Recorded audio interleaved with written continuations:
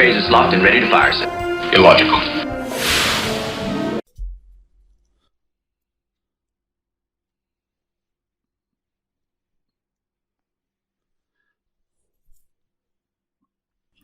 Hello and welcome back to Federation Radio. It's me, Floyd, your host again. Today was a weird episode. I don't know how else to put it other than the fact that today's episode of Star Trek, called The Conscience of a King, episode 14 of season 1, is strange. And thinking on it now that I watched it about an hour ago, thinking on it makes me realize that this almost isn't even a science fiction story. And I don't mean that it's real, obviously it is a fictional story, but this is the sort of story that I could see being told in a show like NCIS or any other crime fighter investigation type show, rather than a science show. The fact that the setting is in space and on a starship is almost meaningless to this story. This could have easily been told as just an investigator from out of town coming in and realizing something weird or noticing someone's face. Which, I'm not complaining about that. I happen to really like investigation stories, and to be honest, a large part of Star Trek is just crime investigation stories in space, because they're easy to write stories. Well, not easy to write, but, for the setting, they work pretty well. But this one in particular, because of the whole way that it works, really, to me, felt like something that almost didn't need to be in space, which is kind of interesting. But anyway, also, before we start, I'm just going to say real quick, I was actually glad to see Riley come back. Kevin O'Reilly, our favourite Irishman from a few episodes back when the ship was infected by a disease that was causing everyone to basically act like they were intoxicated. You might remember that O'Reilly was the one that tried to take over the ship. He locked himself in engineering and was singing on the on the PA system for pretty much the whole episode, driving Kirk and everyone else kind of mad until they could get in. But, he hasn't really been sighted since then. And that was quite a while ago. I think that was the second or third episode, so it's been a good 10 episodes or so since we last saw him. But, he's back. So, original series doesn't have as many B-tier characters as a lot of the other shows do, these recurring, not quite main cast characters that come in and out. It's more of a thing of later Trek. Especially shows like Deep Space Nine have a lot of those. Even Next Generation, but, it wasn't so much a thing in the original series, but I kind of feel like Riley, at this point at least, was sort of one of those. He's come back, I think, 2 or 3 times now, and he's not a main cast member, which is kind of cool.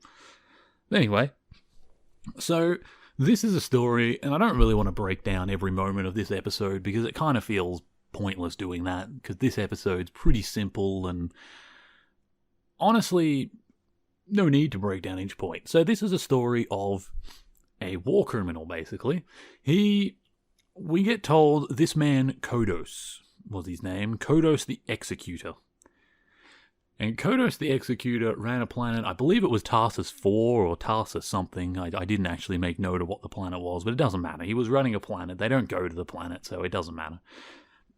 And we get told that on that planet, he declared martial law, and through his basically dictatorial practices, ended up executing about 50% of the population, either directly or through his policies, which, living in 2022, local dictators using basically martial law to control their populations is quite a topical thing to talk about right now, because depending where you sit on the political spectrum or the events of the last few years, if you're like me, you kind of feel like that's been happening. And they're not being punished for it, which is something that is sort of repeated here. We get word that, we get told that this happened. Obviously, it's far away from Earth. Ships can't get there straight away. By the time the news of what was happening got back to Earth and got back to Starfleet, they did send out people to deal with it. Earth Forces, they called it, which was an interesting term, Earth Forces. I noticed they haven't used Starfleet, which is kind of making me question, is Starfleet a thing at this point? Because it almost feels like they are the USS ships of Earth, they keep saying, and they sent Earth Forces, which is really making me question, is there a Starfleet at this point, and when does that become a thing? Also, it's kind of a side note, and I don't think it really matters because we know it's not canonical and doesn't really occur later, but interestingly, in this episode, McCoy offers Spock a drink at one point, and he says, no, my father's culture experimented a little bit with alcohol, and they found the effects didn't really affect Vulcans very much and wasn't worth pursuing. So basically, he doesn't drink. Which, I'm just going to go ahead and say I think that is false. I could be wrong, but I'm pretty sure there are specific Vulcan brands of alcohol that we see later on that do circulate the Federation, but I could be wrong. But more importantly, McCoy responds by saying something really interesting. He says, that must have been why your people were conquered. Which, now that's something that is completely not true later on, that they obviously altered, but it's really interesting that the initial idea of Star Trek seemed to be an Earth empire, where they had colonies all through the galaxy, and we all thought they had friends with the Vulcans, and Spock served aboard because he's half human, and Vulcans like to serve with humans because they're all allies, but it seems at this point in the initial draw-up of the story that Vulcans were supposed to be almost a conquered species. You could almost, probably in the 1960s view of the world, you'd almost see it as they were savages that were enlightened. Now, obviously Vulcans don't feel that way, but that seemed to be almost the sort of feeling I was getting off of the way McCoy said it, that must be why we conquered your people. Or, no, he said that must be why your people were conquered, not when we conquered you. He didn't specifically say humans conquered them, but I don't know, I found that comment really interesting, and I would love to look into, what the idea was behind that. Did they have any idea, or was this just a throwaway line? I don't really know, but that really caught my attention. I actually had to pause the episode, and I got the mouse and went back a few seconds to hear that whole conversation again, because I really wanted to confirm that is what he said, and he did say your people were conquered. Which, as far as I'm aware, the Vulcans have never actually been conquered. They've fought civil wars with themselves, and, not that we've met the Romulans yet, but later on we'll learn a bit about the Romulan-Vulcan split and how they fought wars in the past, but as far as I'm aware, Vulcan never actually gets conquered. It gets attacked once or twice, or there's attempts to attack it, but I don't think it ever actually falls. There's never an official siege of Vulcan. Even in the Dominion War later on, which is probably the biggest and deadliest conflict in Starfleet history, Vulcan doesn't get touched. Some other planets we know, like Betazoid does, and they do make a comment that Betazoid's fall means that Earth and Vulcan are now vulnerable, but there's no comment about them actually being attacked. I don't think Vulcan is ever officially conquered. And as we see later on, Vulcans joined the Federation pretty much diplomatically. They wanted to join with the humans. They changed their ways and decided to join together in this joint unity through the Federation. Rather than trying to pursue their own interests, they could do it together with their allies.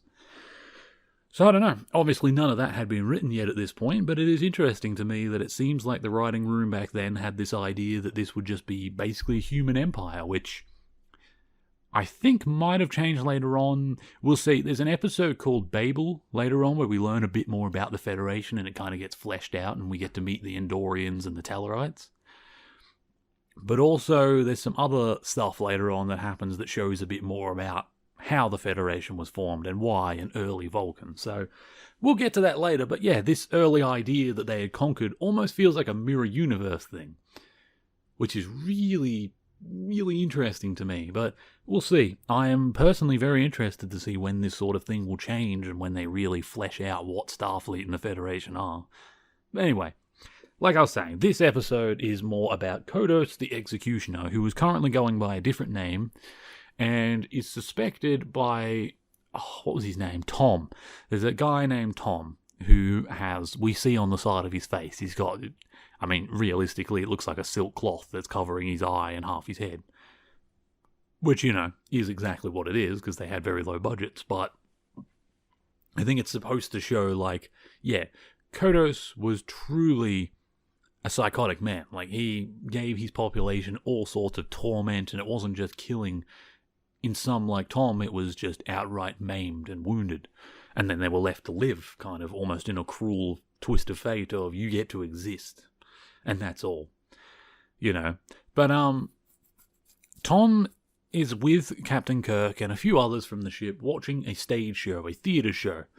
Which, that's cool. We do see in Star Trek that this weird, like, high culture, to me, it's almost archaic high culture of, like, the ancient Greeks and stuff doing these traveling theater shows. Like, I know they still happen in the modern day, but I feel like in 2022, going to see a theater show is a very, unless you're really into musicals, it's probably not something the average person does. Like, people are way more likely to go to the movies and watch a movie than they are to go to the theater and watch a musical.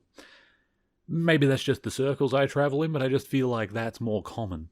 So it's interesting that Star Trek's always held this old school higher cultural ideas like recitals and theatre stuff as always being like, of course in the future that's what we'll do. Whereas for me, I almost see that as a dying art form. And while I'm not very into that stuff, I do kind of find that sad because theatre and all that sort of arts, while it's not my thing, were very much the basis of a lot of the stories, and the ways that we do things now was based on that stuff and people trying to do their own versions of it.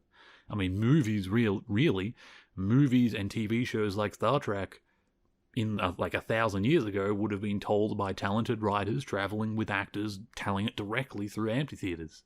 They would dress up, they'd do scenes. I mean, think about the Colosseum. That's what the Colosseum was. I mean, I know it's for blood sports, but also they did shows there. They would fill it with water. They would put proper ships in it. Like, they really recreated scenes of, like, Roman battles in the past, and they would show the people from Rome that weren't there for those battles what it was like through this recreation. Which was something that, before the days of TV and radio, when you could get updates on what was happening in the war across the world instantly, probably really exciting. As someone like me who's actually really into geopolitics and all that stuff, I probably would have attended a lot of that stuff if I had lived back then. Because I would have been fascinated by, like, what are all our tax dollars going towards? All these men in the legions that we send out, where are they? Like, you'd go to the Colosseum and you'd be like, oh, let's watch this recreation of the Battle of Carthage. It'd be really cool. In the modern day, a lot less useful. We have much more sophisticated ways of telling each other things and showing each other what happened. I mean, not to get too topical, but there's currently a war going on in the Ukraine.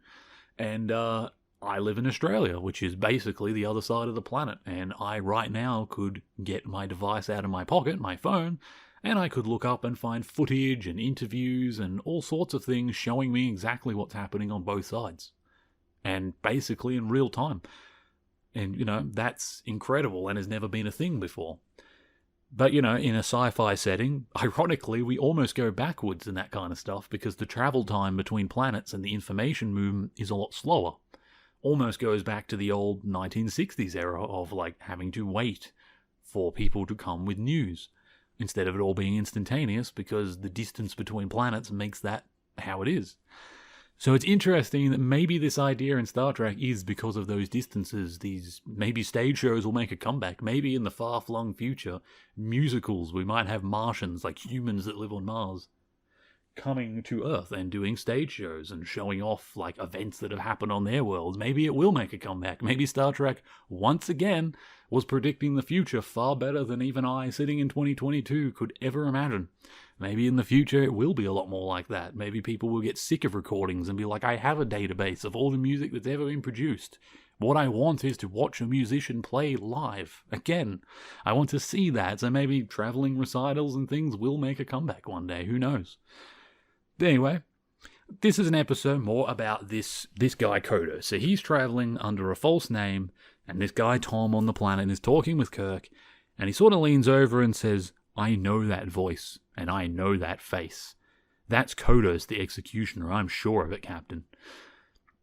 Now, the Captain looks into it a little. He's a bit shocked at this, because we learn that the Earth forces that came, presumably some of them were led by Kirk, or at least Kirk was a part of them. We don't get a full description of exactly what he was. Was he the captain of a ship? Was he an ensign with a phaser just following orders sent out there? We don't really know. But we know he was a part of it, so whatever this task force was that Earth sent out to this planet to rescue the civilians from this dictator, Kirk was somehow a part of it. And we learn that the only people that know about Kodos the Executioner, what his face is and what he sounds like, are 9 people. And amongst them is Tom, O'Reilly, the guy I was talking about earlier, the Irishman from the ship who is currently working in communications, and Kirk. which is, well, Tom, Kirk, and Riley. There are 9 other names, but a lot of them have either died or are far away. They're the only people within reach. So Tom suspects it. Kirk at first says, I don't know if we're wrong. It could be an innocent man's life. I don't want to take any crass, or what do you call it? He doesn't want to take action too quickly because, rightfully, and I think this is rightfully from Kirk, he doesn't want to persecute an innocent man if he is innocent. Not everyone who looks, there's a lot of, today you can find celebrity lookalikes all through the world. There are people stunt doubles that dress up to look exactly like an actor, and most people watching movies really struggle to tell when it's the actor on screen and when it's the stunt double. Elvis impersonators, all these things exist. Just because you see someone who looks and sounds the way you think someone else does doesn't necessarily immediately mean they are that person or that they're guilty of those crimes. So I think Kirk's in the right there to be like, no, I'd like to do a little investigation before I just lock him up in a cell or arrest this man, because he could be innocent and I don't want to damage his reputation or his life that way, if he is. So he doesn't quite knock Tom away with it. Like, he's not straight away supportive of the idea, but he also sort of says, I don't know, I don't think it is, but I'm not certain, I don't know what to put in my log. He says, I'll look into it. So he looks into it, and very quickly he comes back to the ship, and we get this scene of Kirk in the ship's computer, basically getting these 9 names, learning that O'Reilly, he knows on the ship, he's like, oh god, another person who might recognize him and might do something stupid. So he sends him down to engineering instead of communication. Now, he doesn't tell anyone why, and Spock looks at him really confused, like, why would you do that? He's a fine officer, what do I tell him? He'll see that as a demotion or a punishment. Like, what has he done to deserve this? Can I give him any information? And Kirk very stubbornly says to him, like, no information. I am the captain of this ship and I can send people wherever I like. And Spock, nods his head and just says, okay. Sends him down. O'Reilly, we get a quick scene of him being really annoyed down there, and we get Uhura has to have a song, because I guess Uhura was a musical gal herself. She was a Broadway musical, as we've discussed before. She was into all that stuff, so she loved singing, she loved playing instruments. So we got another scene of O'Reilly calling up the cafeteria or the food bank, whatever you want to call it. They're all sitting there, and he's like, I'm down here, and I'm down as well. I want to hear a song. So Uhura plays him a song, and he's drinking his coffee. And at the end of the song, she says, what did you think of that? And mind you, again, like I've mentioned before, she is actually a very good singer. While it's not really my thing, I can appreciate her skills. She was a very good musician and a good singer. Well, was. Still is. She still lives. As of 2022, she still lives anyway. But at the end of the song, O'Reilly responds with, please help me, and he's like holding his chest. And it seems pretty obvious to everyone, watching anyway, that like his drink was poisoned or something was put in it. He's basically dying. Luckily, he was on the comm to Uhura at the time, so someone actually knew and they immediately called a medical alert, and O'Reilly was actually saved. He was brought up to the ship, not brought up to the ship, brought up to the med bay and taken care of. Now this gets Spock really, really interested, because suddenly Spock's like, what's going on? Because I forgot to mention before this, on the planet, Tom invites Kirk to a cocktail party, where he has invited all of the trope of actors from the show to come and enjoy his home.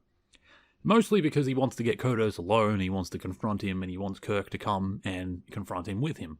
Because he's like, you've seen his face, so have I. We are the 2 people that would recognize him, come with me. Now Kirk goes, then we get word that Tom has gone into town and he'll be back shortly. Now, Kodos has a daughter. I don't remember her name, but she's this blonde girl, and she's alright. She's cute. She's talking with Kirk, and he, being his suave self, he's talking to her. He convinces her to go for a walk with him. And they go off. And they're walking around, and then they find a body. The body of Tom. So at this point, Kirk now has seen Tom, suspicions of Kodos being this actor, being brought to him, and then Tom has been killed. O'Reilly, the only other person on board the ship other than Kirk himself who might recognize Kodos, has also just had his coffee poisoned and could have died. Spock manages to put these ideas together, and he looks into what the captain was researching into the computer recently, because he's trying to get his head around why is the captain suddenly so agitated. Why is one of our crewmen being poisoned, and why is he suddenly picking up personnel from the ground, all these actors that he's offered to give a trip to, when their ship normally doesn't bring civilians? And when he asks Kirk about, why we're bringing them on board, Kirk basically just says, I am the captain, I can do as I please. And, that sets off all Spock's internal alarm bells, and he goes to see McCoy, and after checking the computer, he works it out. He's like, yeah, Kodos the Executioner. For whatever reason, the captain was looking into it. I've looked into his file. This guy, the main actor of this show, looks a lot like Kodos. He even sounds like Kodos. And of the 9 people who would be able to recognize Kodos, one of them has died in the last 2 days, and the other one on board is the captain, alongside Riley, who was nearly killed today. And Spock, doing his job, because he is the first officer. He is in charge of crew morale, but he's also in charge of running the crew. The captain gives the orders of where the ship goes and what the ship's mission is, but the first officer is the one in charge of the people, the schedules, and their safety for the most part. So he is doing his job. He's researching and he's getting frustrated because his captain's not working with him, and he ends up going to McCoy, and after going over all the evidence, McCoy agrees with him, and ends up the two of them go to confront Kirk. They have a great confrontation. I actually really liked that scene. I liked the Doctor and Spock both coming into his office, and Kirk, he gets their report and he says, will that be all? And Spock says, no, there is something else, Captain. I'd like to know more about Kodos the Executioner and what you intend to do with him if he is who you suspect he is. Now, Kirk initially goes to have a go at him, tells him, oh, you're getting a bit above your station there, looking into what I'm looking into on the computer and following around my records, aren't you? And then McCoy. And this is one of those fun moments, and I love when this happens, because McCoy and Spock are always at each other's throats. They're always being sarcastic jabs, but the truth is, they respect each other very highly. And at that point, when Kirk's kind of having a go at Spock and goes to say that him and his Vulcan logic, and he's really going at him, leave me alone, I'm the captain, stop standing above your station, and McCoy kind of comes over in the corner and he's like, damn it, Jim, he's just doing his job, and he's right to do so. You are acting strange, and he is in charge of the ship's safety and all of the crew. So what do you intend to do? You have someone on board who may potentially be risking the lives of your crew. You've brought them on board. What if they decide to destroy the ship?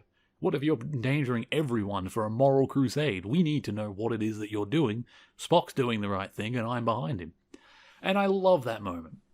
Because again, it's one of those really great Spock and McCoy ganging up on Kirk moments. And this happens a lot, and we see it all the time with this trio, where two of them get together and they go after another. Sometimes it's McCoy and Kirk ganging up on Spock.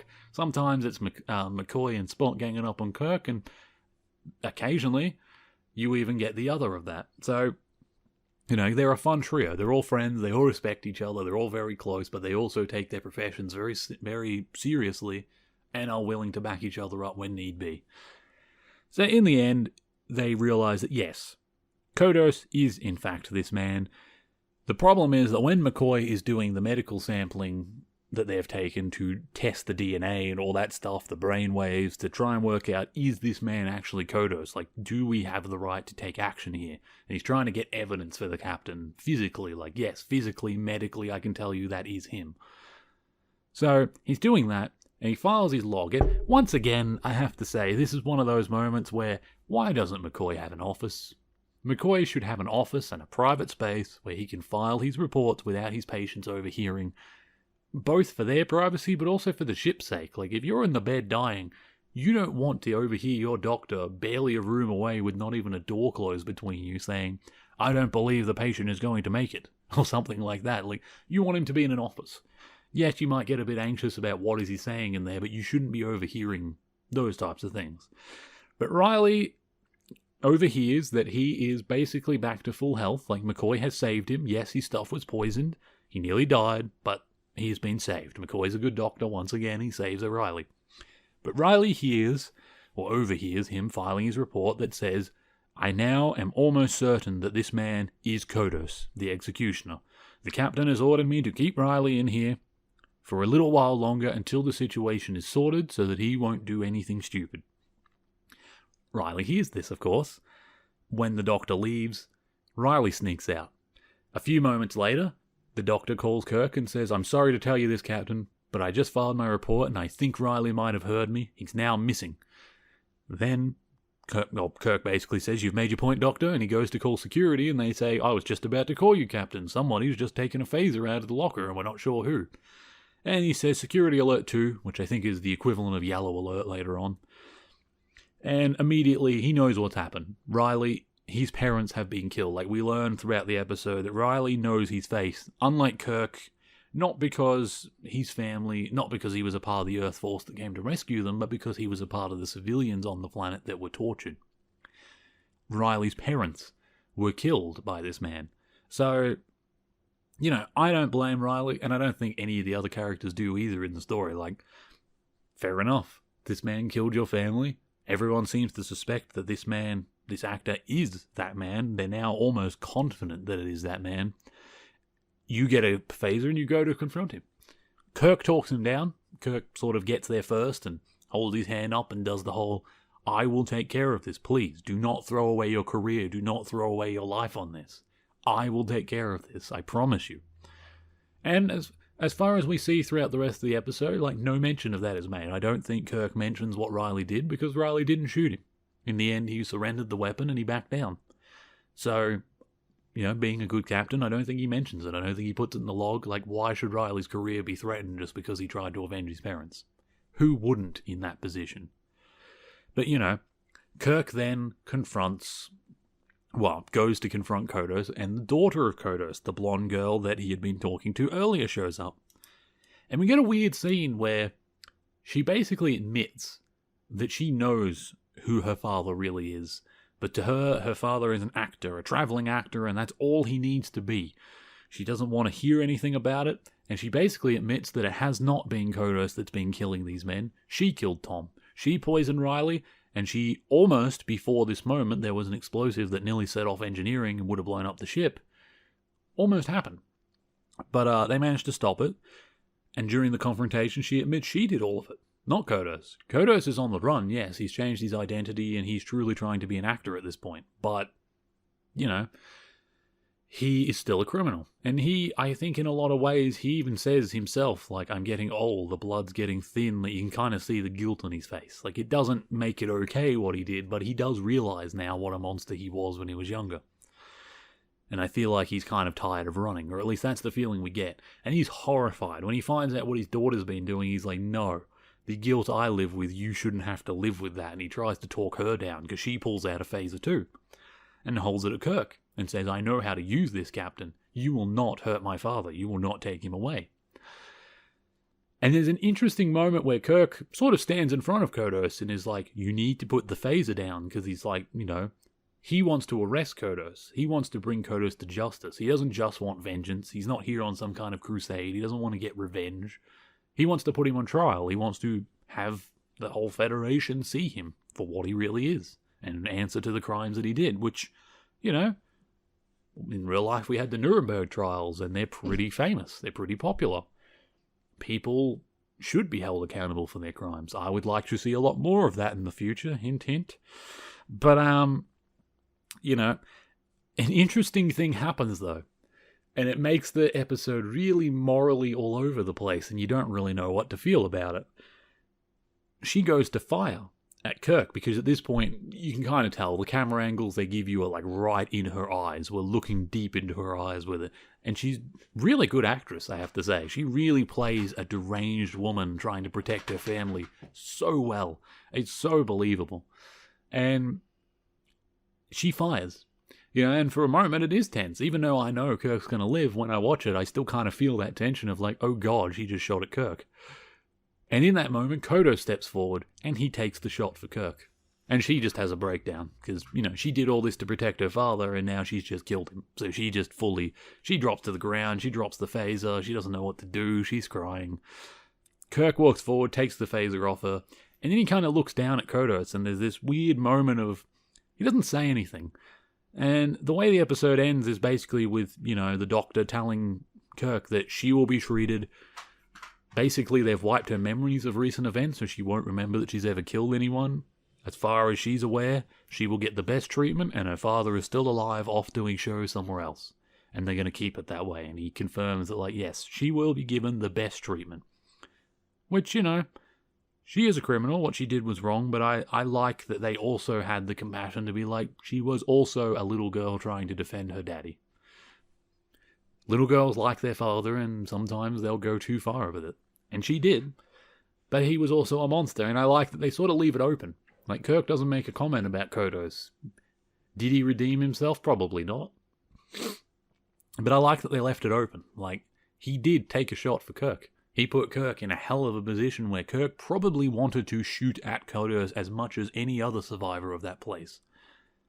And yet Kodos took a shot for him, so now he has to live his whole life questioning what sort of person he was and was he truly as evil as he seemed.